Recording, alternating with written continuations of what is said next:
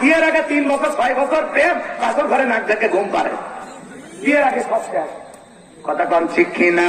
যুবকদেরকে আল্লাহ হেদায়েত দান করুক, করে বলেন আমিন। কোন কোন যুবক আছো বিয়ে করো নাই, হাত তুলে বলে মা বাবার পছন্দের মেয়েকে বিবাহ করবা, হাত তোলো, হাত তোলো।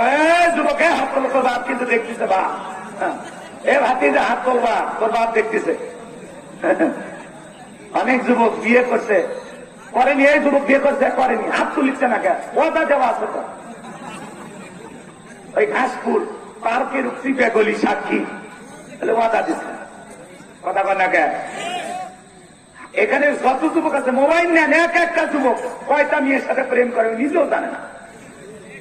কথা কন ঠিক কিনা? মহিলাদের অবস্থা এখন তাই।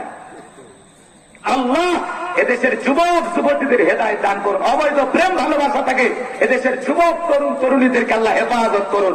ধরে বলুন আমিন।